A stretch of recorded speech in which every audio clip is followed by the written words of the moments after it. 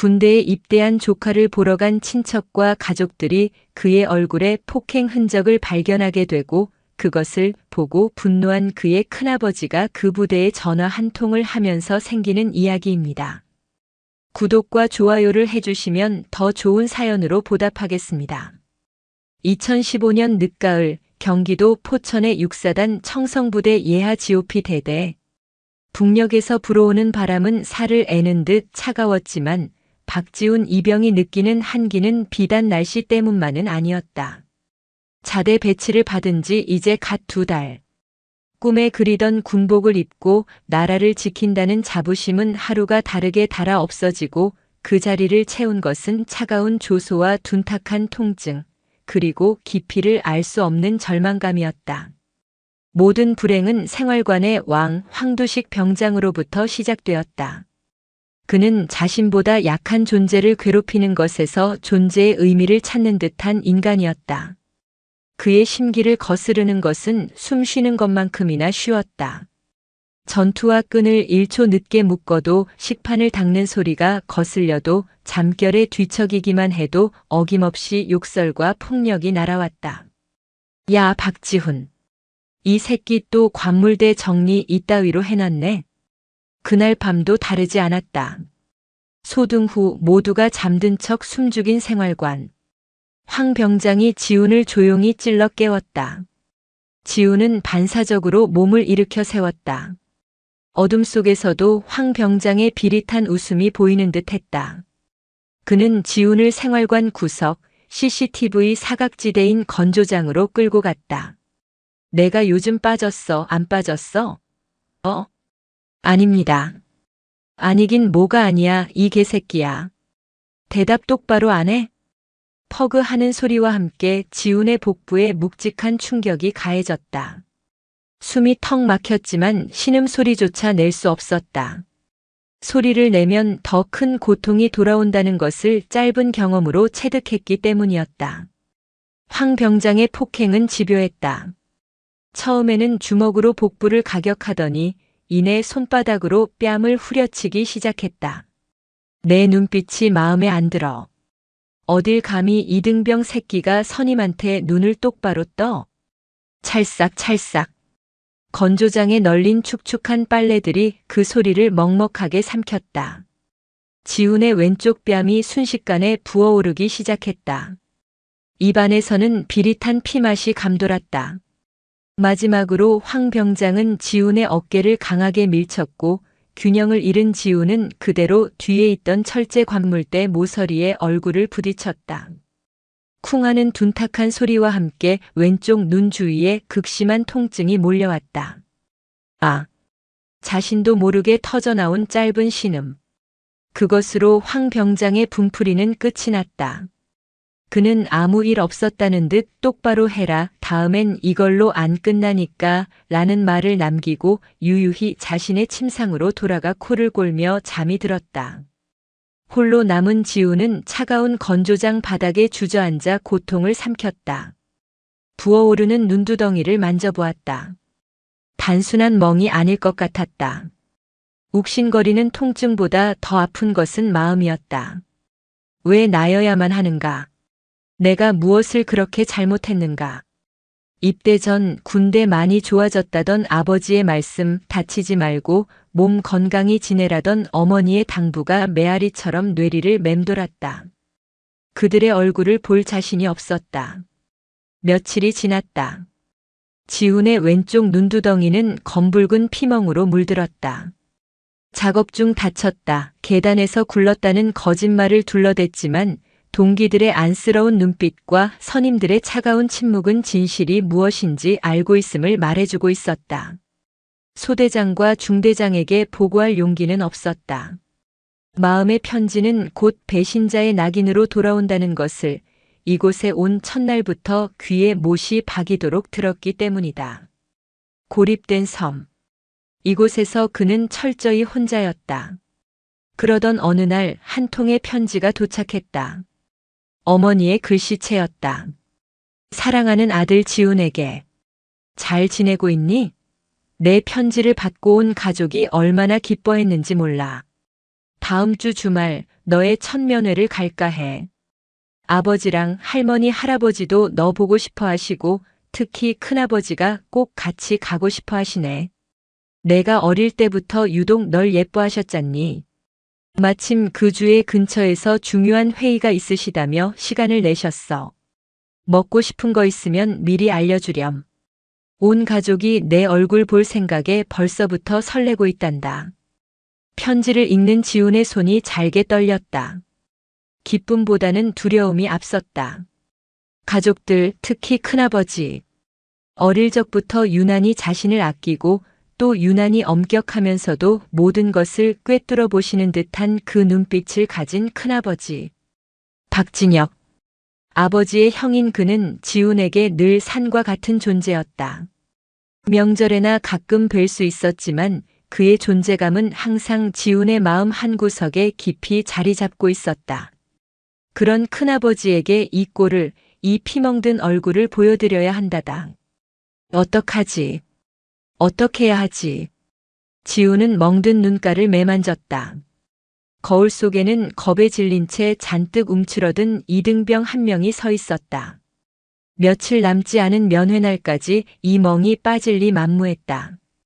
그는 다가올 운명의 날을 예감하며 깊은 한숨과 함께 편지를 접어 관물대 깊숙이 밀어넣었다.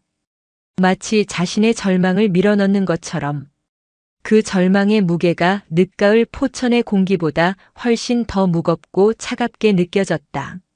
면회 당일 2015년 11월의 어느 토요일 오전 육사단 청성신병교육대대 근처에 위치한 면회소는 이른 아침부터 아들을 만나러 온 가족들로 북적였다. 왁자지껄한 웃음소리, 아들의 이름을 부르는 애틋한 목소리, 곳곳에서 피어나는 음식 냄새가 한데 뒤섞여 모처럼 사람 사는 활기가 넘쳤다. 박지훈 이병은 그 소란 속에서 이방인처럼 서 있었다. 며칠간 냉찜질을 해봤지만 눈가의 멍은 쉽게 빠지지 않았다.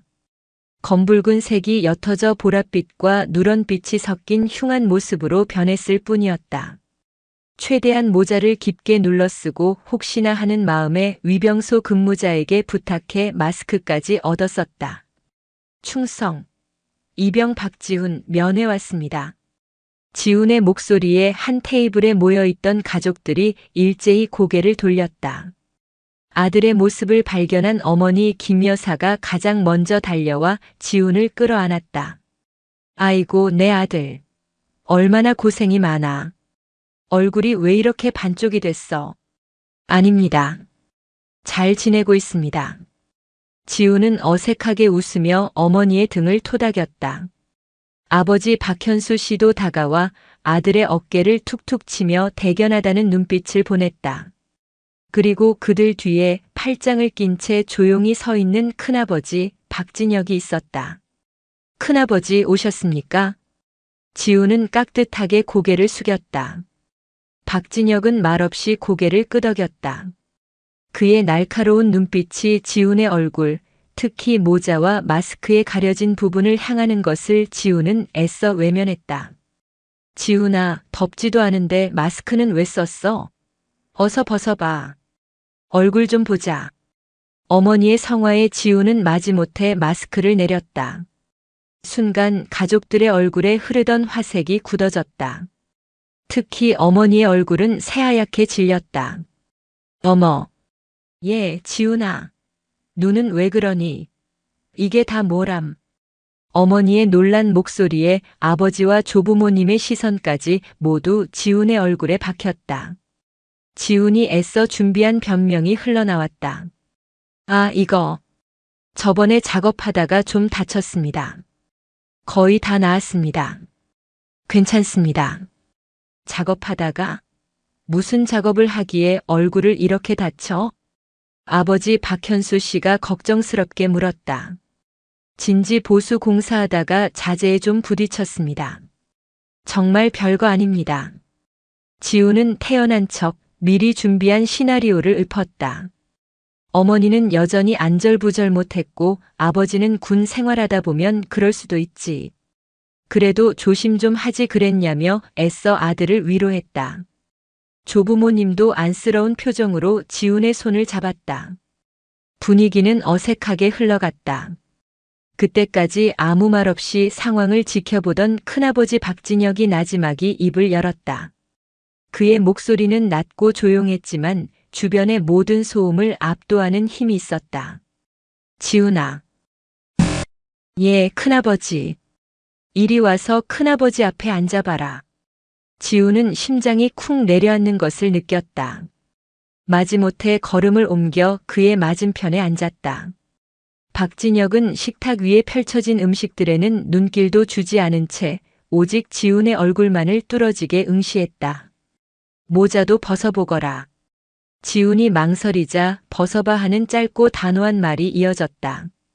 지훈은 천천히 손을 들어 모자를 벗었다. 그의 상처가 온전히 드러났다. 박진혁은 지훈의 눈을 피하지 않고 정면으로 바라보며 물었다. 자재에 부딪혔다고 했나? 네. 그렇습니다. 어떤 자재였지? 강목이었습니다. 강목 모서리에 찍혔는데 어째서 멍이 눈두덩이를 중심으로 이렇게 넓게 퍼져 있지? 보통 모서리에 찍히면 상처가 찢어지거나 좁고 깊게 생기는 법이다.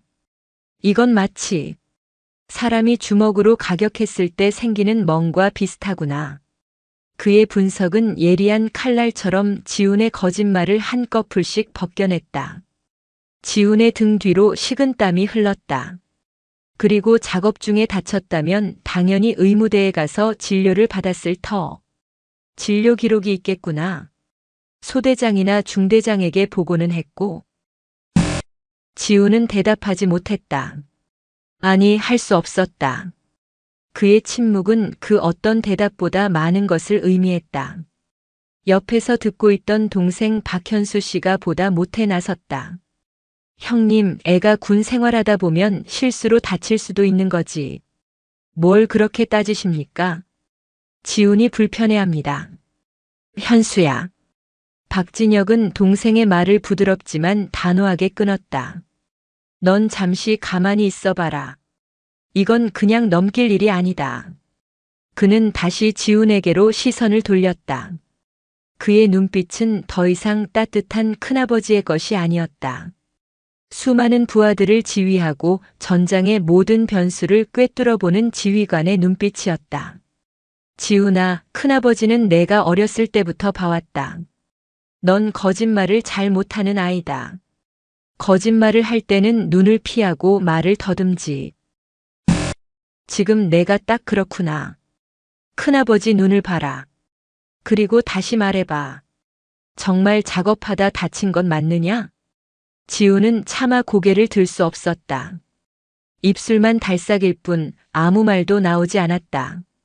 가족들이 둘러싼 면회소 한가운데서 지훈은 세상에서 가장 외로운 사람이 된 기분이었다. 큰아버지의 집요한 추궁에 그의 마지막 방어선이 무너져 내리고 있었다. 어머니는 불안한 눈빛으로 남편과 시아주버니를 번갈아 쳐다보았고 아버지의 얼굴에도 점차 의심과 분노의 빛이 서리기 시작했다. 박진혁은 한숨을 내쉬며 마지막 일격을 가했다. 내가 진실을 말하지 않으면 큰아버지는 지금 즉시 내 부대 지휘관을 호출해서 모든 것을 처음부터 확인할 수밖에 없다. 내가 말하는 게 빠르겠느냐 아니면 내가 직접 나서는 게 좋겠느냐? 그 말에 지훈의 어깨가 파르르 떨렸다. 부대 지휘관을 호출한다는 말의 무게를 그는 어렴풋이나마 짐작할 수 있었다. 일이 커지는 것은 끔찍하게 싫었다. 하지만 이 상황을 거짓으로 넘어갈 수도 없었다. 그의 눈가에 뜨거운 눈물이 차올랐다. 가면이 깨지고 감춰왔던 진실이 터져나오기 직전이었다. 제가. 박지훈 이병의 목소리는 갈라지고 있었다. 결국 그는 터져나오는 울음을 참지 못하고 고개를 숙였다. 작은 어깨가 서럽게 들썩였다. 아들의 오열에 어머니 김 여사는 가슴이 찢어지는 듯 했다. 아버지 박현수 씨는 주먹을 불끈 쥔 채 자리에서 벌떡 일어났다. 너 이 자식. 누가 그랬어? 어떤 놈이야? 분노에 찬 아버지의 고함에 주변 테이블에 시선이 쏠렸다. 그러나 지금 이 가족에게는 그런 것은 중요하지 않았다. 박진혁 중장은 동생의 어깨를 지그시 누르며 앉혔다. 그리고는 여전히 흐느끼는 조카에게 최대한 부드러운 목소리로 말했다. 괜찮다, 지훈아. 이제 말해도 괜찮아. 여기에 널 해칠 사람은 아무도 없다. 큰아버지한테 전부 말하렴. 그 따뜻한 한마디에 그동안 둑처럼 막고 있던 지훈의 인내는 와르르 무너져 내렸다. 그는 띄엄띄엄 울음에 섞여 뭉개지는 발음으로 그간의 일들을 털어놓기 시작했다. 황두식 병장의 이름, 사소한 트집으로 시작되는 상습적인 폭언과 구타, 아무도 도와주지 않았던 생활관의 차가운 분위기, 그리고 며칠 전밤 건조장에서 있었던 일까지. 이야기가 진행될수록 가족들의 얼굴은 경악과 슬픔, 그리고 이내 들끓는 분노로 물들어갔다. 평범한 회사원인 박현수 씨는 자신의 아들이 겪었을 고통과 공포에 치를 떨었다. 당장이라도 부대로 뛰어들어가 그 황두식이라는 놈의 멱살을 잡고 싶었지만 민간인인 그가 할 수 있는 것은 아무것도 없었다. 그는 무력감에 입술을 깨물었다. 모든 고백이 끝났을 때 면회소 테이블에는 무거운 침묵만이 감돌았다. 지훈의 울음소리만이 간헐적으로 그 침묵을 깨뜨렸다. 그때까지 조용히 모든 것을 듣고 있던 박진혁 중장이 자리에서 일어났다. 그의 얼굴은 평소의 온화함은 온데간데 없이 얼음장처럼 차갑고 단단하게 굳어 있었다. 깊은 산의 고요함, 그러나 폭풍전야의 긴장감이 그의 전신에서 뿜어져 나왔다. 그는 동생에게 말했다. 현수야, 지훈이 옆에 있어줘라. 어머니랑 아버님도 놀라셨을 테니 잘 챙겨드리고. 형님, 어떻게 하시렵니까? 내가 처리한다. 그 짧은 한마디에는 모든 것을 바로잡겠다는 강철 같은 의지가 담겨 있었다. 박진혁은 면회소 구석, 인적이 드문 곳으로 걸어갔다. 그는 품 안에서 자신의 신분을 증명하는 별 3개가 선명한 군인 신분증과 함께 휴대전화를 꺼냈다. 그의 휴대전화에 저장된 이름은 육사단장. 그는 통화 버튼을 망설임 없이 눌렀다. 신호음이 2번 울리자마자 저쪽에서 다급하면서도 깍듯한 목소리가 들려왔다. 충성. 사단장 소장 이강민입니다. 군단장님, 별일 없으십니까? 박진혁의 입에서 나온 목소리는 한겨울 서리빨보다 차가웠다. 이 장군. 예, 군단장님. 지금 즉시 자네 사단 예하, 포천에 있는 GOP 대대 면회소로 오게. 예. 면회소 말씀이십니까? 수화기 너머로 당황한 기색이 역력했다. 군단장이 일개 대대의 면회소로 사단장을 직접 호출하는 것은 전무후무한 일이었다. 보안 유지하고 수행원 없이 자네 혼자 조용히 움직이게. 15분 준다. 무슨 일이십니까, 군단장님? 이강민 사단장의 목소리가 떨렸다. 박진혁은 잠시 말을 끊었다가 지옥의 밑바닥에서 울려 퍼지는 듯한 목소리로 말했다. 내 조카가 여기 와 있네. 자네 부대 소속 이등병이야. 그런데 그 얼굴이 피멍으로 뒤덮여 있군. 작업하다 다친 게 아니라 내 놈 부대 병사에게 두들겨 맞아서 말이야. 순간 수화기 너머에서는 숨소리조차 들리지 않았다. 정적. 이강민 사단장의 머릿속이 새하얘졌을 것이 분명했다. 하늘처럼 믿고 따르던 직속 상관이자 군의 대선배인 박진혁 군단장의 조카가 자신의 관할 부대에서 그것도 구타를 당해 피멍이 든 채로 발견되었다. 이것은 단순한 병영 부조리 사건이 아니었다. 사단 전체의 명운을 뒤흔들 거대한 핵폭풍의 시작이었다. 군단장님, 죄송합니다. 즉시 출발하겠습니다. 다급하게 외치는 이강민 사단장의 목소리를 뒤로하고 박진혁은 전화를 끊었다. 그는 다시 가족들이 있는 테이블로 돌아왔다. 그의 얼굴은 여전히 굳어 있었지만 지훈을 바라보는 눈빛에는 희미한 연민과 미안함이 서려 있었다. 지훈아, 미안하다. 어른들이 우리 군이 너에게 이런 고통을 주었구나. 그는 지훈의 머리를 한번 쓰다듬어 주었다. 그리고 동생 부부와 부모님을 향해 말했다. 아무 걱정하지 마십시오. 오늘부로 이 부대, 아니, 우리 5군단 전체의 병영 생활을 뿌리부터 다시 점검할 겁니다. 제가 박진혁이라는 이름 석자와 제 어깨에 달린 별들의 무게를 걸고 약속드립니다. 단 한 명의 가해자도 그리고 이를 방관하고 묵인한 책임자도 용서하지 않겠습니다. 그의 선언에 가족들은 아무 말도 할 수 없었다. 평소 명절에나 보던 인자한 큰형, 큰아버지가 아니었다. 그는 대한민국 육군 제5군단 승진부대를 이끄는 야전 지휘관 중장 박진혁이었다. 이제 막 도착하기 시작한 군사경찰 헌병대의 하얀 순찰차가 면회소 주차장으로 소리 없이 미끄러져 들어오는 것이 창밖으로 보였다. 폭풍이 포천의 6사단 청성부대를 향해 무서운 속도로 다가오고 있었다. 한 이등병의 눈물과 상처가 거대한 군 조직을 뒤흔드는 태풍의 눈이 되어 꿈틀대기 시작한 순간이었다. 박진혁 군단장의 전화가 끊긴 후 6사단 사령부는 말 그대로 발칵 뒤집혔다. 군단장이 그것도 자신의 조카가 폭행당했다는 이유로 일개 대대 면회소에 직접 행차했다는 소식은 빛의 속도로 사단 지휘부에 퍼져나갔다. 수화기를 내려놓은 이강민 사단장의 얼굴은 하얗게 질려 있었다. 그는 책상을 내리치며 외쳤다. 감찰 참모, 헌병대장, 지금 당장 내 차에 타. 평소 온화하고 신사적인 지휘 스타일로 강한 훈련, 따뜻한 병영을 강조해왔던 이강민 소장이었다. 그런 그의 입에서 터져나온 고함에 부관과 참모들은 얼어붙었다. 무슨 영문인지 묻는 것조차 불경하게 느껴질 만큼 사단장의 분노와 당혹감은 살기에 가까웠다.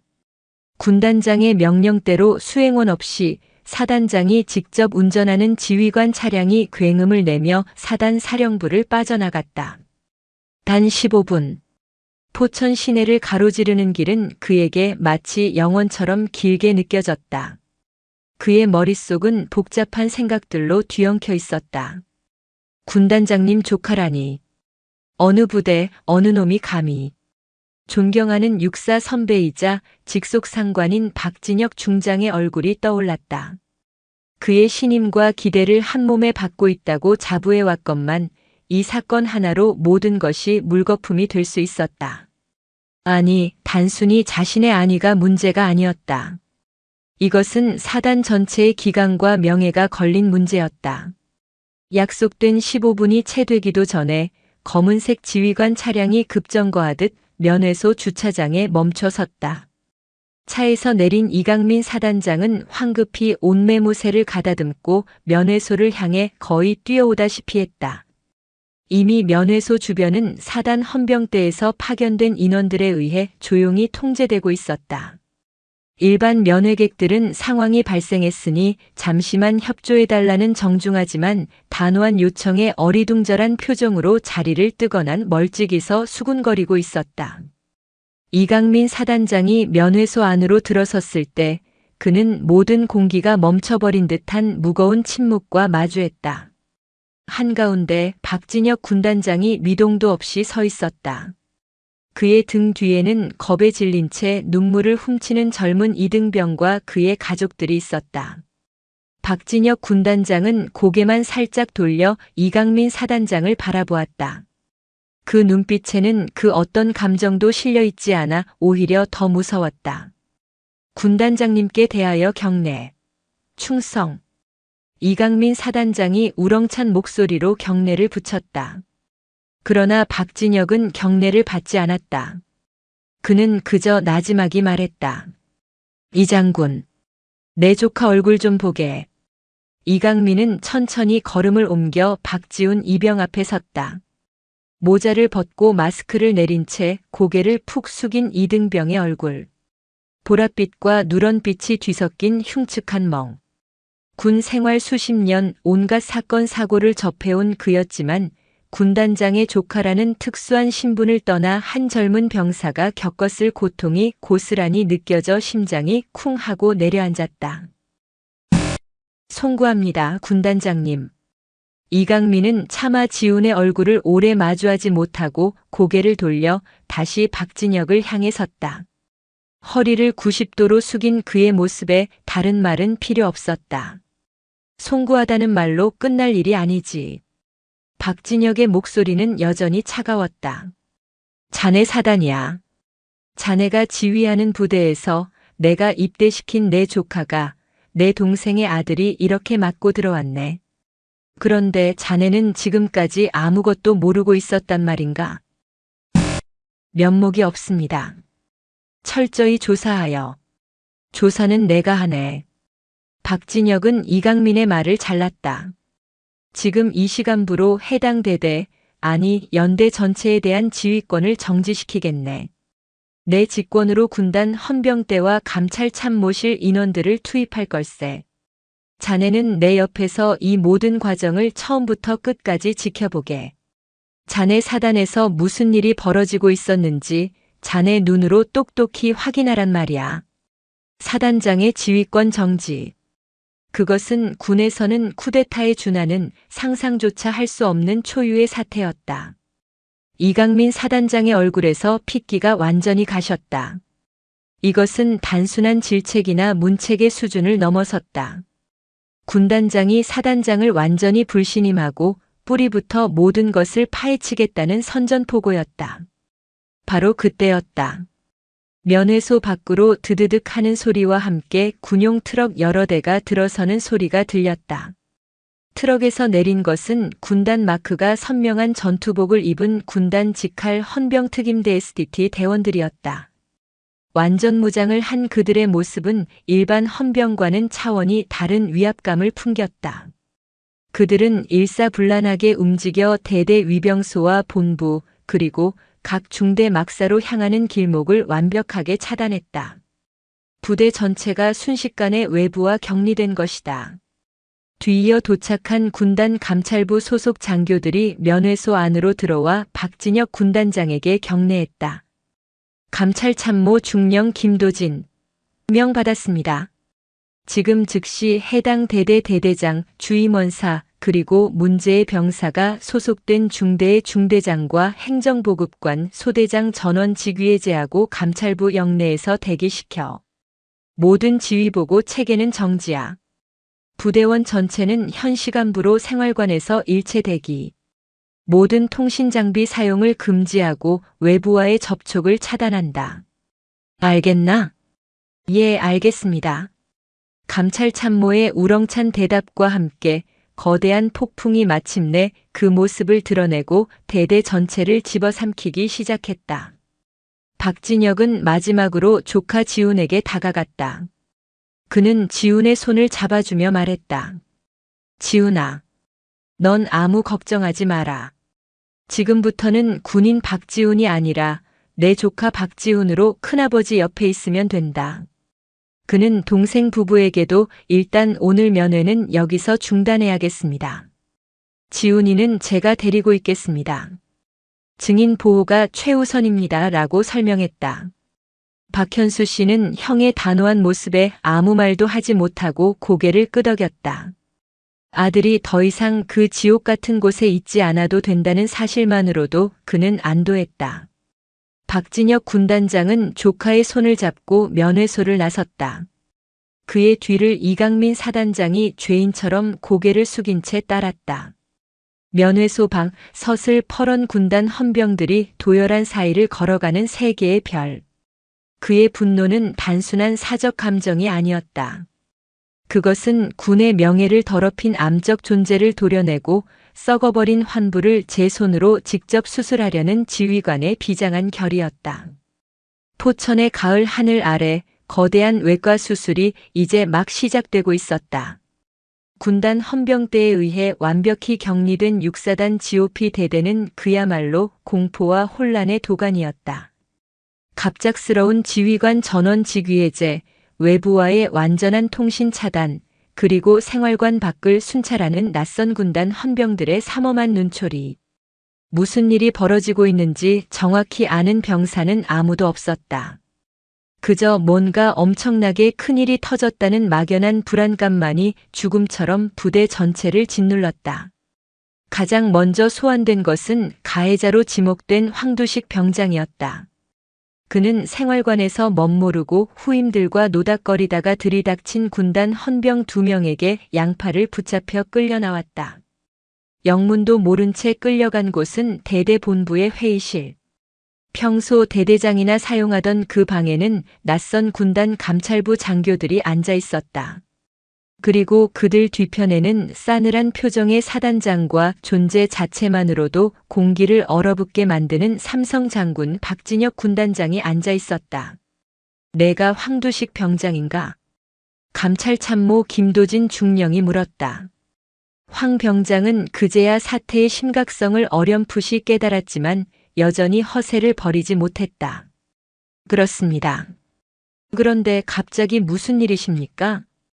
박지훈 이병을 아나? 예, 저희 생활관 신병입니다.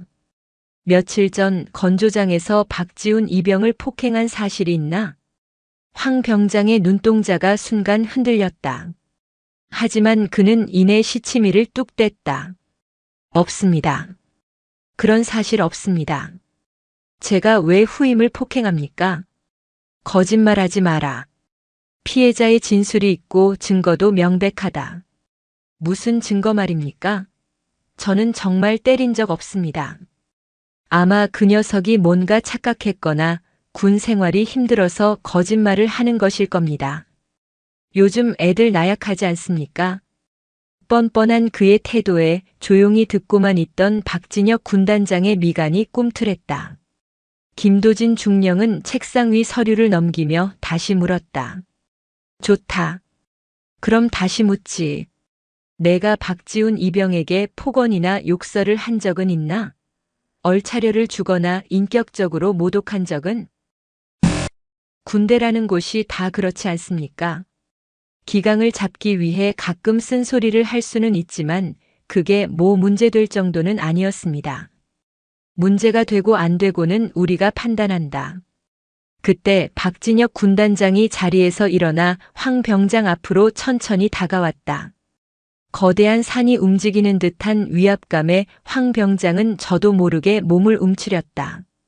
내 놈 눈에는 저 별들이 보이지 않는 모양이구나. 나는 내 놈 같은 버러지에게 내 소중한 조카를 그리고 대한민국의 아들들을 맡긴 적이 없다. 내 놈이 저지른 짓은 단순히 후임을 괴롭힌 수준이 아니야. 군의 기강을 무너뜨리고 전투력을 좀먹는 이적 행위다. 박진혁의 목소리는 낮았지만 회의실 전체를 진동시켰다. 마지막 기회를 주겠다. 지금이라도 내 입으로 모든 죄를 자백하고 공범이 있다면 전부 불어라. 만약 계속해서 이따위로 나온다면 나는 내 놈에게 군법이 허용하는 가장 무거운 처벌을 내릴 것이다. 내 인생에서 용서라는 단어를 영원히 지워주겠다는 말이다. 삼성 장군, 야전군을 지휘하는 군단장이 직접 내 인생을 언급하며 경고하는 상황. 황 병장은 그제야 자신이 마주한 현실이 무엇인지 깨달았다. 그의 다리가 후들거리기 시작했다. 그의 머릿속에 지난 몇 달간의 악행들이 주마등처럼 스쳐 지나갔다. 박지훈뿐만 아니라 그동안 괴롭혔던 수많은 후임들의 얼굴이 떠올랐다. 일이 이 지경까지 올 줄은 상상도 못했다. 결국 그의 저항은 오래가지 못했다. 그는 바닥에 주저앉듯 무릎을 꿇고 울부짖기 시작했다. 잘못했습니다. 제가 죽을 죄를 지었습니다. 한 번만 용서해 주십시오. 그의 자백은 봇물 터지듯 쏟아져 나왔다. 박지훈 이병에 대한 상습적인 폭행과 가혹행위, 다른 후임들에 대한 괴롭힘, 그리고 자신과 함께 가혹행위에 동참했거나 방관했던 선임들의 이름까지. 그의 입에서 나오는 추악한 진실들은 회의실의 공기를 역겹게 만들었다. 같은 시간 다른 공간에서는 또 다른 조사가 진행되고 있었다. 군단장의 지시로 군단 의무참모가 직접 박지훈 이병의 상태를 살폈다. 다행히 뼈에는 이상이 없었지만 정신적인 충격이 심각해 보였다. 지훈은 안전하게 격리된 의무대 병실에서 아버지 박현수 씨와 함께 있었다. 아들의 곁을 지키던 박현수 씨는 황 병장이 자백했다는 소식을 전해 듣고는 참았던 분노를 터뜨렸다. 그게만도 못한 자식. 당장 내 앞으로 데려와. 내 손으로 죽여버릴 거야. 그는 당장이라도 뛰쳐나갈 기세였다. 옆에 있던 군단장 비서실장이 그를 정중히 만류했다. 진정하십시오, 아버님. 군단장님께서 모든 것을 법과 원칙에 따라 엄정하게 처리하실 겁니다. 사적인 보복은 상황을 더 악화시킬 뿐입니다. 법? 원칙? 내 아들이 저렇게 망가졌는데 법이 다 무슨 소용이야. 그의 절규에 비서실장은 아무 말도 할 수 없었다. 그저 고개를 숙일 뿐이었다. 이 모든 상황을 이강민 사단장은 군단장 옆에서 그림자처럼 서서 지켜보고 있었다. 그는 자신의 부대에서 이런 끔찍한 일들이 버젓이 벌어지고 있었다는 사실에 참담함을 금할 수 없었다. 황 병장의 자백을 들으며 그의 얼굴은 잿빛으로 변해갔다. 병사 한 명의 일탈이 아니었다. 생활관 전체, 아니 중대 전체에 썩은 내가 진동하고 있었다. 그리고 자신은 그 꼭대기에서 따뜻한 병영이라는 허울 좋은 구호나 외치고 있었던 것이다. 해가 저물고 부대에는 어둠이 내렸다. 하지만 그 누구도 잠들지 못했다.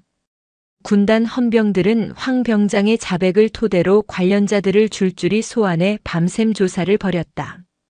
처음에는 발뺌하고 서로에게 책임을 떠넘기던 병사들도 군단장 직접 지시라는 압박과 이미 모든 것을 알고 있다는 듯한 조사관들의 추궁 앞에 하나둘씩 무너져 내렸다. 조사가 진행될수록 사건의 실체는 더욱 끔찍한 모습을 드러내고 있었다. 이것은 단순한 폭행 사건이 아니었다. 썩을 대로 썩어버린 한 군부대의 민낯이 장군의 분노라는 메스 앞에 속속들이 해부되고 있는 기나긴 수술의 시작일 뿐이었다. 밤샘 조사는 대대 전체를 공포의 도가니로 몰아넣기에 충분했다. 군단 헌병대 조사관들은 황두식 병장의 자백을 토대로 단순 가담자와 방관자를 넘어 이 거대한 침묵의 카르텔을 유지시킨 구조적인 문제를 파고들기 시작했다. 처음에는 저는 잘 모릅니다. 저는 본 적 없습니다라며 모르쇠로 일관하던 병사들도 내 동기 555는 이미 다 실토했다. CCTV 영상 기록과 대조하면 내 거짓말은 금방 탄로난다는 식의 압박 수사에 결국 입을 열기 시작했다. 1명, 2명. 그렇게 진실의 조각을 털어놓는 병사들이 늘어나자 그동안 그들을 짓누르던 집단적인 공포는 나만 처벌받을 수 없다는 이기적인 공포로 변질되었다. 병사들은 서로가 서로의 죄를 고발하기 시작했다. 사실 황두식 병장뿐만 아니라 김상병도 박 이병을 자주 괴롭혔습니다. 이 병장님은 직접 때리지는 않았지만 황 병장이 폭행할 때 옆에서 웃으며 부추겼습니다. 분대장인 박 병장님은 모든 사실을 알고 있었지만 일이 커지는 게 싫다며 항상 묵인했습니다. 진술은 꼬리에 꼬리를 물고 이어졌다. 박지훈 이병에 대한 폭행뿐만 아니라 그 이전부터 자행되어 온 다른 신병들에 대한 가혹행위, 선임들의 사적인 용무를 강요하는 따까리 문화, 심지어는 PX에서 강제로 음식을 사오게 하는 금품 갈취 정황까지 드러났다. 생활관은 군대라는 이름 아래 자행되는 작은 왕국이었고 황두식은 그 왕국의 폭군이었으며 다른 선임들은 방관자이거나 소극적 동조자였던 것이다. 사태의 심각성은 병사들의 수준에서 그치지 않았다. 직위해제된 채 감찰부에서 대기하던 중대장대위, 소대장중위, 그리고 행정보급 관상사에 대한 조사가 시작되면서 문제는 더욱 깊은 뿌리를 드러냈다. 중대장은 평소 병사들에게 관심이 있었나? 감찰 참모의 날카로운 질문에 중대장은 애써 태어난 척 대답했다. 물론입니다. 매주 한 번씩 생활관 순찰도 하고 병사들과의 소통을 위해 노력했습니다. 그런데 중대 내에서 이런 상습적인 가혹행위가 벌어지는 것을 정말 몰랐단 말인가. 박지훈 이병 얼굴에 든 멍을 보고도 아무런 조치를 취하지 않은 이유는 뭐지? 그것은 박 이병 본인이 작업 중에 다쳤다고 보고했고 저는 그 말을 믿었습니다. 설마 선임에게 맞았을 거라고는 믿었다. 아니면 믿고 싶었겠지. 일이 커지는 게 귀찮았을 테니까. 감찰 참모는 중대장의 위선을 비웃듯 코웃음을 쳤다. 그는 조사관에게 눈짓했고 조사관은 한 뭉치의 서류를 책상 위에 올려놓았다. 그것은 바로 부대의 마음의 편지 수발신 기록이었다. 한 달 전 익명의 투서가 한 통 들어왔군. 생활관 내 특정 선임의 폭언과 폭행이 도를 넘고 있으니 조치해달라는 내용이야. 그런데 이 편지는 상급 부대로 올라가지 않고 중간에 사라졌어. 어떻게 된 일이지? 중대장의 얼굴이 하얗게 질렸다. 그는 더 이상 변명할 수 없었다. 자신의 진급에 오점이 될까 두려워 병사의 고통이 담긴 호소를 스스로 묵살했던 것이다. 그는 문제를 해결하는 대신 문제를 덮는 길을 택했다. 소대장과 행정보급관 역시 마찬가지였다. 그들은 병사들과 가장 가까이에서 생활하면서도 부조리의 징후를 애써 외면했다. 병사들 사이에 미묘한 기류, 누군가 소외되고 괴롭힘당하고 있다는 신호를 분명히 감지했음에도 원래 군대란 다 그런 것이라는 안일함으로 혹은 괜히 긁어부스럼 만들지 말자는 이기심으로 침묵했다. 그들의 침묵과 방관이 황두식 같은 괴물을 키워낸 자양분이었던 셈이다. 이 모든 조사 과정과 결과를 이강민 사단장은 박진혁 군단장 옆에서 한마디 말도 없이 지켜보았다. 한 페이지 한 페이지 보고서가 넘어갈 때마다 그의 고개는 더욱 깊이 숙여졌다. 자신의 사단이 이토록 썩어 문드러져 있었다는 사실을 그는 까맣게 모르고 있었다. 자신이 그토록 강조했던 소통과 따뜻함은 공허한 구호에 불과했다. 지휘관의 의지가 현장의 말단 병사에게까지 전달되는 과정에서 얼마나 많은 왜곡과 단절이 일어나는지 그는 뼈저리게 실감하고 있었다. 새벽이 밝아올 무렵 군단 감찰부의 1차 조사는 마무리되었다. 결과는 참혹했다. 가해 주동자 황두식 병장 구속 수사. 가혹행위 동조 및 가담자 상병 2명, 병장 3명 전원 형사 입건. 지휘 책임 및 직무유기 중대장, 소대장 징계위원회 회부 및 보직해임.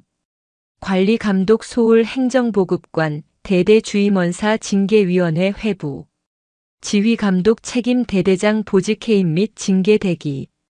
박진혁 군단장은 1차 조사 결과 보고서를 말없이 넘겨보았다. 그의 얼굴은 여전히 감정을 읽을 수 없었다.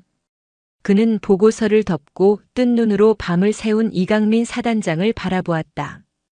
이 장군. 예, 군단장님. 이게 자네가 말하는 청성부대의 실상인가? 드릴 말씀이 없습니다. 모든 것이 저의 불찰입니다. 저를 벌하여 주십시오. 이강민은 허리를 깊이 숙였다. 그의 목소리는 물기를 머금은 듯 잠겨 있었다. 박진혁은 그를 잠시 바라보다가 나지막이 말했다. 벌은 당연히 받아야겠지. 하지만 그 전에 자네가 해야 할 일이 있네. 자네 손으로 자네 사단의 썩은 뿌리를 직접 도려내게. 내가 이 칼을 쥐어준 것은 구경만 하라는 뜻이 아닐세. 어떻게 지휘관이 책임을 져야 하는지, 어떻게 부대를 다시 일으켜 세워야 하는지 자네 스스로 증명해 보여야 할 걸세. 이것은 자네에게 주는 나의 마지막 기회일지도 모르네. 그것은 질책인 동시에 기회였다. 모든 책임을 지고 불명예스럽게 군복을 벗을 수도 있는 상황에서 박진혁은 그에게 다시 한 번이라는 무거운 과제를 던져준 것이다. 이강민은 떨리는 목소리로 대답했다. 군단장님 명심하겠습니다. 박진혁은 자리에서 일어나 창밖을 내다보았다. 동쪽 하늘이 희미하게 밝아오고 있었다. 그러나 포천의 육사단 GOP 대대를 감싼 어둠은 이제부터가 시작이었다. 드러난 진실은 거대한 빙산의 일각에 불과했다. 이제 남은 것은 이 진실을 바탕으로 부대 전체를, 아니 군 전체의 병영 문화를 뒤흔들 거대한 개혁의 칼날을 빼어드는 일이었다. 그 칼자루는 박진혁 군단장과 속죄의 기회를 부여받은 이강민 사단장의 손에 함께 쥐어져 있었다. 박진혁 군단장의 분노가 휩쓸고 간 육사단 GOP 대대는 마치 태풍의 눈 한가운데에 들어선 듯 기묘하고 어색한 평온 속에 잠겨 있었다. 주동자와 가담자들이 줄줄이 헌병대 차량에 실려 나가고 대대장부터 소대장까지의 지휘계통이 통째로 증발해버린 부대는 유령 도시나 다름없었다. 병사들은 생활관 안에서 숨소리조차 크게 내지 못했다. 어제의 폭군과 동조자들이 사라진 생활관. 권력의 공백은 어색한 침묵으로 채워졌다.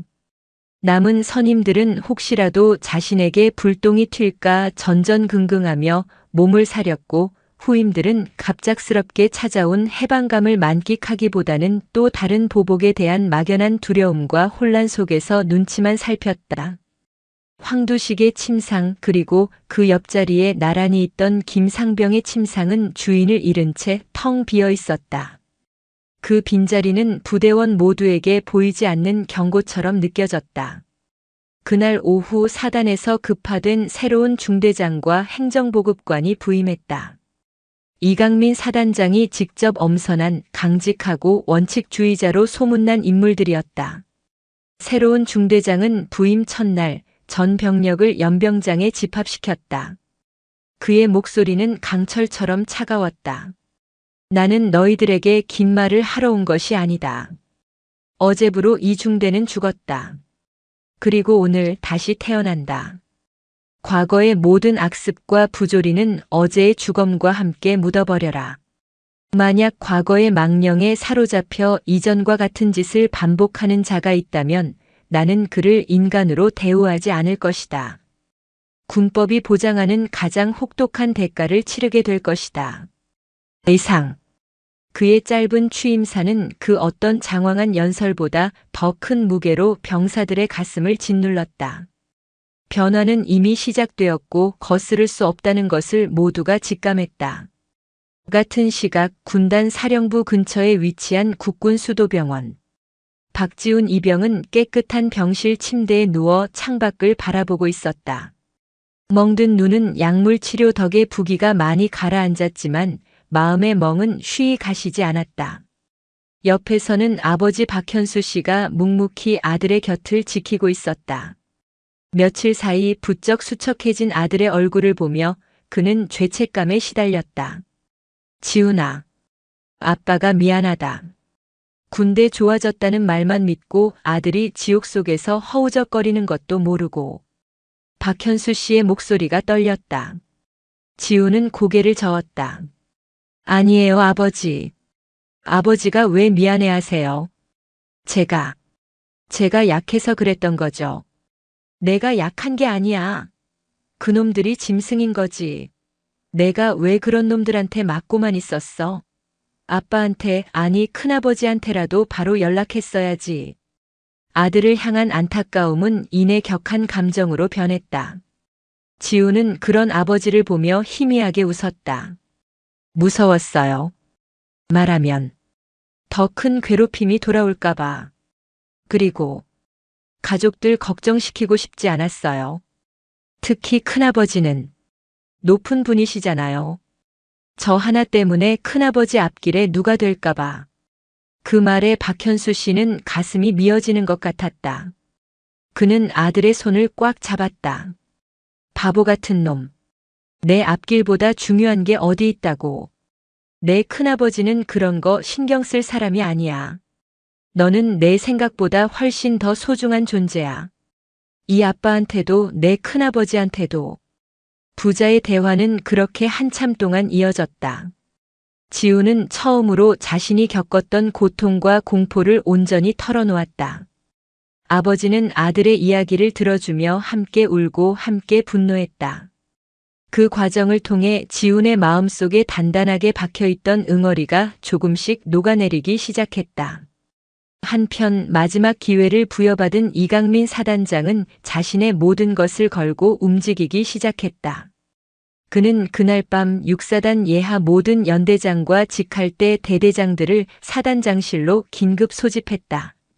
회의실에 모인 지휘관들의 얼굴에는 긴장감이 역력했다. 이강민 사단장은 회의실 단상에 섰다. 그의 뒤편 스크린에는 박지훈 이병의 멍든 얼굴 사진이 클로즈업 되어 있었다. 지휘관들은 숨을 죽였다. 제군들, 스크린에 있는 저 병사의 얼굴이 보이는가? 이강민 사단장의 목소리는 낮고 침착했지만 그 안에 담긴 분노는 회의실의 온도를 몇 도는 떨어뜨리는 듯 했다. 저 병사는 우리 육사단 소속의 박지훈 이병이다. 그리고 현 5군단장님이신 박진혁 중장님의 조카다. 회의실 안이 술렁였다. 지휘관들은 경악을 금치 못했다. 하지만 저 병사가 누구의 조카인지는 중요하지 않다.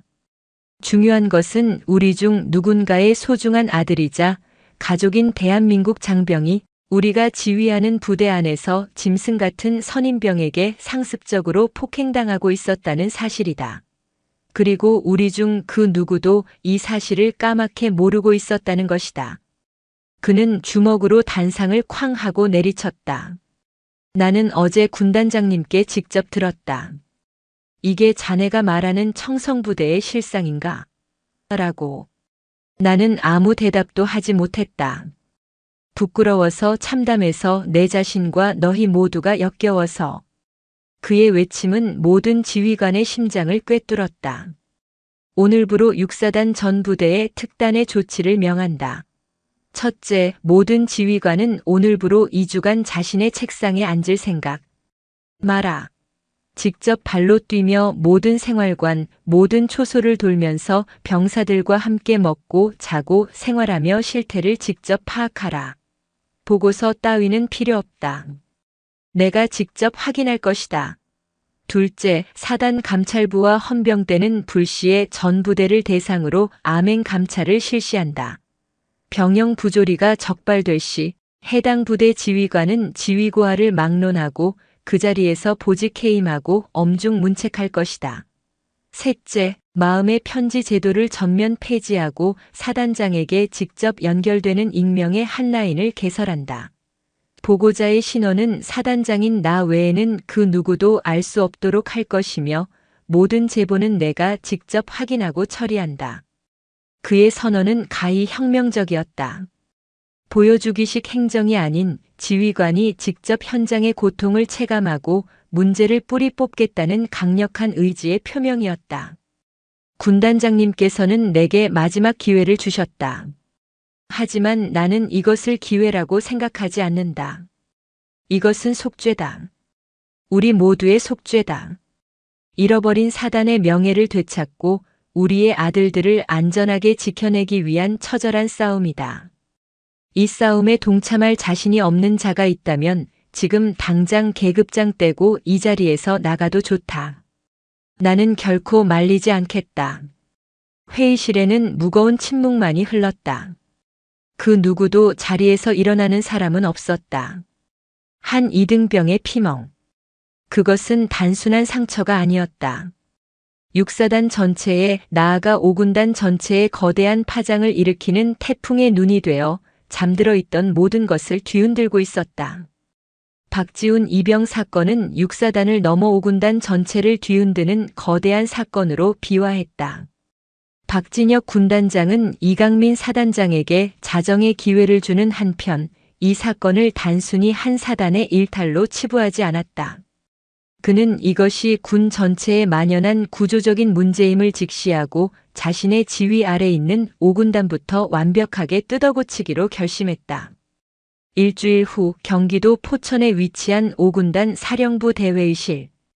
군단 예하 모든 사단장과 여단장, 그리고 군단 직할부대 지휘관들과 참모들이 한자리에 모였다. 군단장이 주관하는 정기 지휘관 회의였지만 이날의 분위기는 그 어느 때보다 무겁고 비장했다. 박진혁 군단장은 단상에 올라섰다. 그의 뒤편 스크린에는 육사단 감찰 결과 보고서의 첫 페이지가 띄워져 있었다. 박지훈 이병 구타 사건 관련 조사 결과 보고.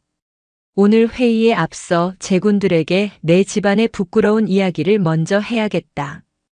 박진혁은 자신의 조카가 겪은 일을 담담하지만 가감없이 설명하기 시작했다. 한 병사가 어떻게 고립되었고 어떻게 폭력에 노출되었으며 지휘계통은 어떻게 무너졌고 동료들은 어떻게 침묵했는지를. 그의 설명이 이어지는 동안 회의실에 모인 수십 명의 장성들과 영관급 장교들은 마른 침을 삼키며 숨을 죽였다. 여러분은 이 사건이 단순히 불운한 한 사단의 이야기라고 생각하는가? 운 나쁘게 악마 같은 병사 하나가 있었고 무능한 중대장이 있었기 때문이라고 생각하는가? 그는 회의실을 천천히 둘러보며 말했다. 천만에. 이것은 우리 모두의 이야기다. 지금 이 순간 여러분이 지휘하는 부대 어딘가에서도 제2, 제3의 박지훈이 고통받고 있을지 모른다. 우리는 전투력 향상과 강한 군대라는 미명 아래 이런 썩은 종양들을 애써 외면해 오지 않았는가? 병사들 간의 폭력과 부조리를 군기를 잡는 과정이라며 암묵적으로 용인하지는 않았는가?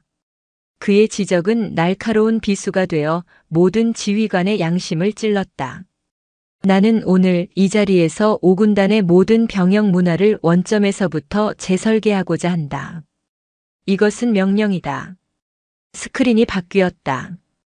승진 병영 문화 혁신 5대 강령.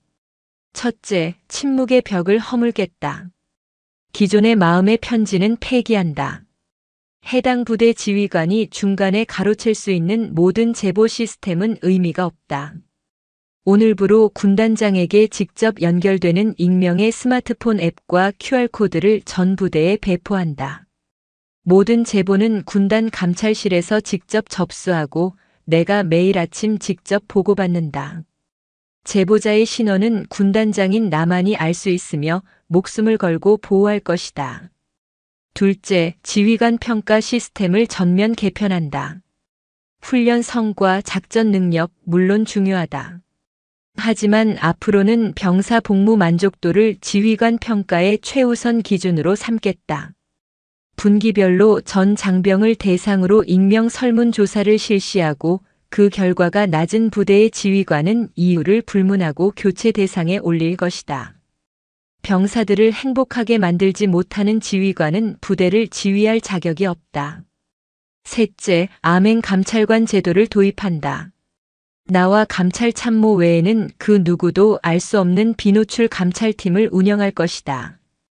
이들은 병사 출신 간부 혹은 타 부대에서 차출된 병사들로 구성되어 예고 없이 특정 부대에 전입한 신병으로 위장, 짧게는 1주, 길게는 한 달간 생활하며 부대 실태를 가장 밑바닥에서부터 파악하고 나에게 직접 보고하게 될 것이다. 넷째, 동기 생활관 제도를 전면 확대하고 동기 간에도 분대장 임무를 부여해 자율적인 병영 문화를 유도한다.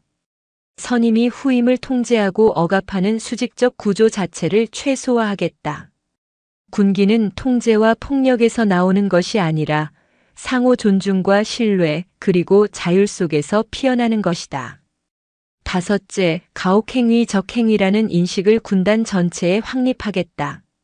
전우를 향한 폭력은 적에게 총구를 겨누는 것과 같은 반역 행위임을 명확히 하겠다. 모든 가혹행위자는 원 스트라이크 아웃 제도를 적용, 단 한 번의 적발로도 군복을 벗기는 것을 원칙으로 삼는다. 박진혁 군단장의 선언은 그야말로 5군단의 근간을 뒤흔드는 혁명이었다. 몇몇 보수적인 지휘관들의 얼굴에 당혹스러운 빛이 스쳤지만 그 누구도 감히 이 일을 제기하지 못했다. 군단장의 의지는 바위처럼 단단했고 그 논리는 강철처럼 차가웠다. 회의가 끝난 후 박진혁은 병원에 있는 동생 부부와 조카를 찾아갔다. 몰라보게 안정을 되찾은 지훈의 얼굴을 본 그의 표정이 조금은 누그러졌다. 지훈아, 몸은 좀 어떠냐? 예, 큰아버지. 많이 좋아졌습니다. 그는 동생 현수에게 자신이 구상한 개혁안의 일부를 설명해 주었다. 현수야, 지훈이가 겪은 아픔이 헛되지 않도록 내가 할 수 있는 모든 것을 할 생각이다. 이 부대의 모든 아들들이 다시는 지훈이와 같은 고통을 겪지 않도록 하는 것. 그게 내가 지훈이에게 그리고 너희 부부에게 속죄하는 유일한 길이다. 박현수 씨는 말없이 형의 손을 잡았다. 형의 어깨에 걸린 별 3개의 무게가 얼마나 무거운 것인지, 그리고 그가 그 무게를 얼마나 무겁게 짊어지고 있는지 그는 비로소 조금이나마 이해할 수 있었다. 한 가족의 아픔으로 시작된 작은 파문은 이제 군 전체의 미래를 바꿀 거대한 청사진으로 변모하고 있었다. 박진혁 군단장의 병영문화 혁신 5대 강령은 명령 하달과 동시에 5군단 예하 전부대의 거대한 폭풍을 몰고 왔다. 그 변화의 바람이 가장 먼저 그리고 가장 거세게 몰아친 곳은 당연히 사건의 진원지였던 6사단 GOP 대대였다. 새로 부임한 중대장은 군단장의 강령을 현장에서 구현하기 위해 모든 것을 쏟아부었다. 가장 먼저 생활관 곳곳에 군단장 직통 QR코드가 부착되었다. 처음 며칠간 병사들은 반신반의했다. 이런다고 뭐가 달라지겠어? 익명이라고 하지만 결국 다 추적하는 거 아니야? 하는 불신의 시선이 팽배했다. 그러던 어느 날 한 일병이 용기를 냈다. 그는 새로운 보급관이 창고 정리를 시키면서 사적인 농담과 함께 은근히 자신을 비하하는 발언을 한 것을 조심스럽게 QR코드를 찍어 제보했다. 내용은 심각한 가혹행위는 아니었지만 충분히 인격적인 모멸감을 느낄 만한 수준이었다. 결과는 놀라웠다. 제보한 다음 날 아침 사단 감찰부에서 직접 파견된 장교가 해당 보급관을 즉시 소환해 면담을 진행했다. 그리고 그날 오후 전 중대원을 모아놓고 언어폭력 및 인격 모독 행위의 심각성에 대한 교육이 실시되었고 해당 보급관은 전 병력 앞에서 자신의 부적절한 언행에 대해 공식적으로 사과해야만 했다. 제보한 일병에게는 그 어떤 불이익도 낌새조차 돌아가지 않았다. 이 사건은 QR코드는 진짜다라는 소문과 함께 순식간에 부대 전체로 퍼져나갔다. 그동안 억눌려왔던 작은 불만들이 하나둘씩 터져나오기 시작했다. 식당 배식이 불공평합니다. 체력 단련 시간에 특정 인원에게만 과도한 얼차려를 부여합니다. 등등. 제보 시스템은 막혔던 혈관을 뚫는 것처럼 부대 내의 작은 종기들을 골마 터지기 전에 치료하는 효과적인 수단이 되어갔다. 물론 저항도 만만치 않았다. 특히 평생을 구타와 폭언이 군기를 잡는다고 믿어온 일부 고참 부사관들과 장교들은 노골적으로 불만을 터뜨렸다. 사단장님, 이러다가 군대 기강 다 무너집니다. 애들이 너무 약해 빠져서 뭐 하나 제대로 시키지도 못하겠습니다. 이강민 사단장은 자신에게 항변하는 한 대대장을 지휘관 회의에서 공개적으로 질책했다. 김중령, 자네가 말하는 기강이 뭔가? 후임들 두들겨 패고 욕설을 퍼부어야만 생기는 게 기강인가? 그런 군대가 전쟁에서 이길 수 있다고 생각하나? 적과 싸워야 할 병사들이 아군을 두려워하고 증오하게 만드는 지휘관은 필요 없네. 내 방침을 따를 수 없다면 지금 당장 전역 지원서를 제출하게. 내가 직접 결제해주지. 사단장의 단호한 태도에 저항의 목소리는 점차 잦아들었다. 변화는 더디지만 분명한 방향을 잡고 나아가고 있었다. 한편 국군 수도병원에 입원해 있던 박지훈 이병은 심리치료와 가족들의 보살핌 속에서 놀라운 속도로 회복하고 있었다. 군에서는 그에게 PTSD 외상 후 스트레스 장애를 사유로 한 의병 전역을 권유했다. 아버지 박현수 씨도 더 이상 고생할 것 없다. 이제 그만 집으로 돌아오자며 아들을 설득했다. 모두가 그의 전역을 기정사실로 받아들이고 있을 때 지훈은 면회를 온 큰아버지 박진혁에게 뜻밖의 이야기를 꺼냈다. 큰아버지, 저 군 생활 계속하고 싶습니다. 뭐라고? 박진혁은 놀란 눈으로 조카를 바라보았다. 도망치고 싶지 않습니다. 제가 겪은 일 때문에 많은 것이 바뀌고 있다고 들었습니다. 그 변화를 제 눈으로 직접 보고 저 같은 사람이 더는 나오지 않는 군대에서 제 남은 복무 기간을 명예롭게 마치고 싶습니다. 저 때문에 시작된 일이니까 저도 끝까지 책임을 지고 싶습니다. 어눌하고 내성적이던 이등병의 모습은 온데간데 없었다. 그의 눈빛에는 시련을 이겨낸 자만이 가질 수 있는 단단함이 서려 있었다. 그는 더 이상 수동적인 피해자가 아니었다. 자신의 삶을 그리고 자신이 속한 조직의 변화를 주체적으로 이끌어가고 싶은 한 명의 군인으로 성장해 있었다. 박진혁은 조카의 어깨를 말없이 두드렸다. 그의 눈가에 희미한 이슬이 맺혔다. 자랑스러움과 대견함 그리고 미안함이 뒤섞인 복잡한 감정이었다. 알겠다, 지훈아. 내 뜻이 그렇다면 그렇게 하도록 해주마. 내 용기가 나에게도 큰 힘이 되는구나. 며칠 후 박지훈 이병은 원 소속 부대가 아닌 5군단 사령부 직할 부대로 전출 명령을 받았다. 큰아버지가 배려한 특혜가 아니었다. 그것은 한 청년이 자신의 상처를 정면으로 마주하고 이겨낸 용기에 대한 군이 보내는 최고의 존중과 예우였다. 새로운 군복을 입고 새로운 부대로 향하는 지훈의 발걸음은 2015년 늦가을 포천의 바람을 가르며 힘차게 내디뎌지고 있었다. 그 바람은 이제 막 시작된 거대한 변화의 바람이었다. 2024년 봄 강원도 철원. 시간은 쉼없이 흘러 박지훈 이병의 피멍으로 대한민국 군대가 들끓었던 그해 가을로부터 9년이라는 세월이 지났다. 강산이 변하기에 충분한 시간.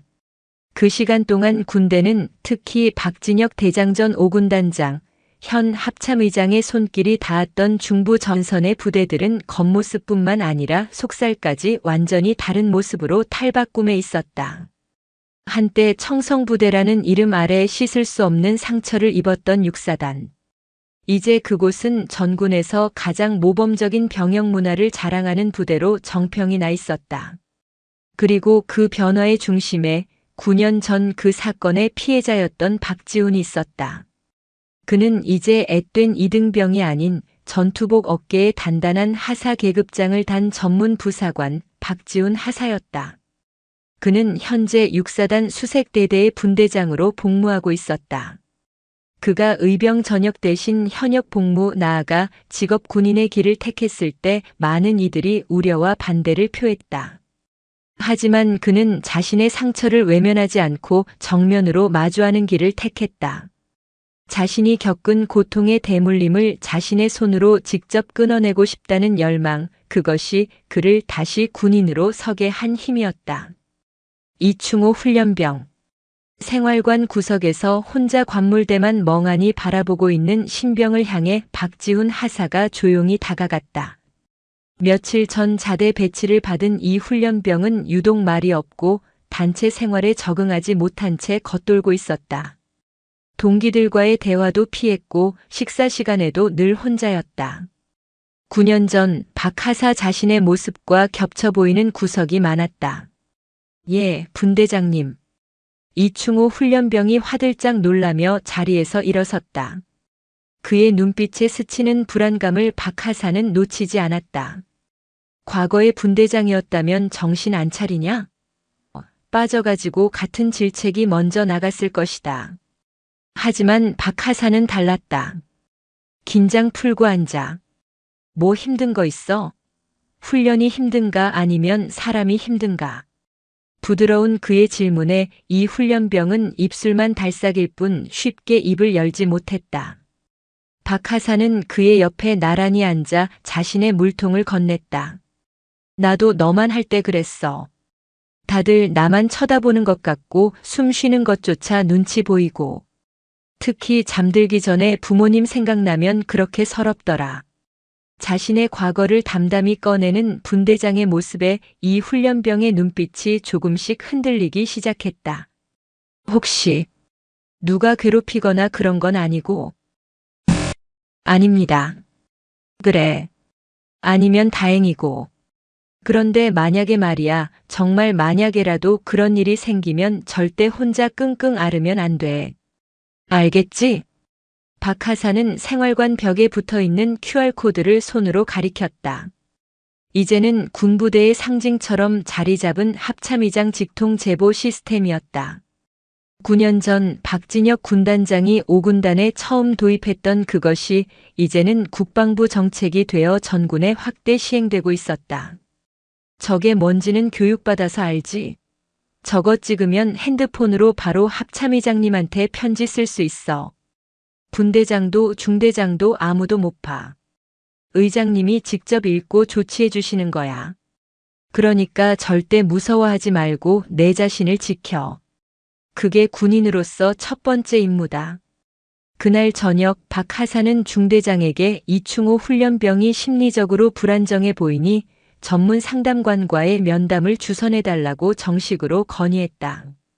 며칠 후 상담 과정에서 이 훈련병이 입대 전 가정 문제로 인해 심한 우울감을 겪고 있었다는 사실이 밝혀졌다. 그는 관심 병사가 아닌 보호와 격려가 필요한 전우로서 세심한 관리를 받게 되었고 점차 안정을 찾아갔다. 만약 과거의 시스템이었다면 그는 고문관으로 낙인 찍혀 더 심한 괴롭힘의 대상이 되었을지도 모를 일이었다. 한 명의 분대장이 보여준 작은 관심. 그것은 9년 전 한 장군이 시작한 거대한 개혁이 이제는 풀뿌리처럼 군의 가장 낮은 곳까지 깊숙이 뿌리내렸음을 보여주는 증거였다. 그 같은 날 오후 대한민국군 서열 1위 합동참모의장 박진혁 대장은 모든 공식 일정을 취소하고 운전병 한 명만 대동한 채 사복 차림으로 강원도 철원으로 향하고 있었다. 그의 목적지는 9년 전 자신의 군 생활을 통째로 뒤흔들었던 육사단의 한 GOP 소초였다. 예고 없는 방문, 그의 오랜 습관이었다. 초소에 도착한 그는 자신을 예비역 선배라고 소개하며 위병소 근무를 서고 있는 병사들에게 스스럼 없이 다가갔다. 고생들이 많구만. 요즘 군 생활 할 만한가? 처음에는 경계하던 병사들도 소탈한 그의 모습에 긴장을 풀고 대답했다. 예, 뭐 괜찮습니다. 힘들긴 한데 그래도 다 같이 으쌰으쌰 하는 분위기라 버틸만 합니다. 선임들이 무섭게 하지는 않고. 에이, 요즘 세상에 그랬다가는 바로 의장님 찬스 씁니다.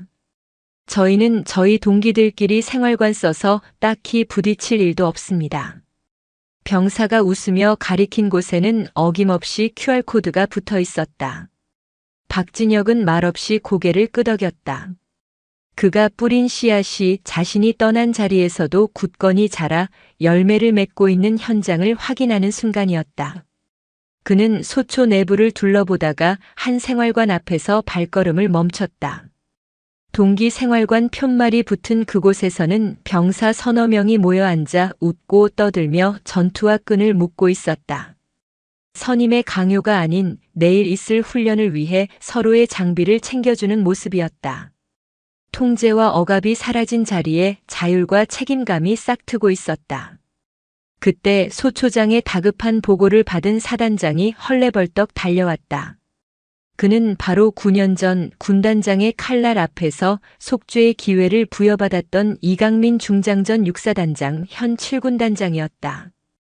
옆 군단을 지휘하는 그가 마침 인접 부대 시찰차 이곳에 들렀다가 합참의장의 방문 소식을 전해 들은 것이었다. 의장님, 어인 행차십니까? 미리 연락이라도 주셨으면. 이 장군 오랜만이구만. 자네 얼굴 보니 반갑네. 박진혁은 웃으며 그의 경례를 받았다. 두 사람은 소초 근처를 나란히 걸으며 회포를 풀었다.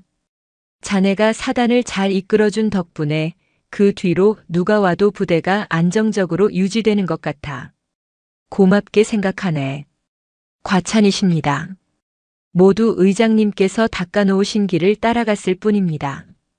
그날 의장님께서 제게 기회를 주지 않으셨다면 저는 아마 지금쯤 군복을 벗고 있었을 겁니다. 제 군 생활의 후반전은 그날 의장님께 받은 빚을 갚는 시간이었습니다. 이강민의 얼굴에는 진심 어린 존경과 감사가 묻어났다. 9년 전 자신의 치부를 들키고 절망의 나락에 떨어졌던 그는 위기를 기회로 삼아 군 전체에서 가장 신망받는 지휘관 중 한 명으로 성장해 있었다. 두 사람이 이야기를 나누는 동안 멀리서 수색 대대원들이 구보를 마치고 복귀하는 모습이 보였다. 그 대열의 맨 앞에서 힘찬 구령을 외치며 대원들을 이끄는 한 부사관의 모습이 박진혁의 눈에 들어왔다. 늠름하고 믿음직스러운 모습. 9년 전 면회소에서 눈물만 뚝뚝 흘리던 가냘픈 이등병의 모습은 어디에도 찾아볼 수 없었다. 조카 박지훈 하사였다. 몇 달 후 국방부 대강당에서는 자랑스러운 육군인 상 시상식이 열렸다. 투철한 군인 정신과 모범적인 리더십으로 전우들의 귀감이 된 장병 및 군무원에게 수여되는 영예로운 상. 그해 부사관 부문 수상자는 육사단 수색대대 박지훈 하사였다. 시상식에는 그의 온 가족이 참석했다. 아버지 박현수 씨와 어머니 김 여사는 훌쩍 자라 늠름한 군인이 된 아들의 모습을 대견함과 자랑스러움이 뒤섞인 눈으로 바라보았다. 그리고 객석 가장 앞자리에는 대한민국 군의 최고 수장인 합참의장 박진혁 대장이 군복이 아닌 평범한 할아버지의 모습으로 앉아 있었다. 시상대에 오른 박지훈 하사는 담담하게 수상 소감을 이어나갔다. 저는 한때 군을 원망하고 두려워했던 평범한 청년이었습니다. 하지만 저는 가장 어두웠던 그 순간에 저를 끝까지 포기하지 않았던 가족과 전우들, 그리고 저의 아픔을 외면하지 않고 군 전체의 아픔으로 끌어안아 주신 지휘관님 덕분에 이 자리에 설 수 있었습니다. 이 상은 저 개인이 아닌 보이지 않는 곳에서 묵묵히 전우의 손을 잡아주고 서로를 일으켜 세워주는 이 땅의 모든 대한민국 국군 장병들에게 주시는 것이라 믿겠습니다. 충성. 그의 소감이 끝나자 우레와 같은 박수갈채가 쏟아졌다. 박진혁 대장은 말없이 박수를 치며 조카를 바라보았다. 그의 눈가에 이슬이 맺혔다. 시상식이 끝나고 온 가족이 한자리에 모였다. 9년 전 피멍과 눈물, 분노와 침묵만이 가득했던 면회소의 그날과는 180도 다른 풍경이었다. 가족 사진을 찍기 위해 선 그들의 중심에는 이제는 그 누구보다 강인한 청년으로 성장한 박지훈 하사가 서 있었다. 박진혁은 조카의 어깨를 감싸 안으며 나지막이 말했다. 지훈아, 내가 내 평생의 가장 큰 자랑이다. 한 청년의 아픔은 한 가족의 아픔이었고 나아가 한 군대의 아픔이었다. 그 아픔을 외면하지 않고 정면으로 마주했을 때 비로소 새로운 희망이 싹틀 수 있었다. 어둠이 거친 자리에 나부끼는 부대의 새로운 깃발 아래 그들은 비로소 진정한 의미의 전우이자 가족으로 다시 서 있었다. 2024년 대한민국의 하늘은 그 어느 때보다 맑고 푸르렀다. 오늘도 인생지의 말씀을 잘 들어주셔서 감사합니다.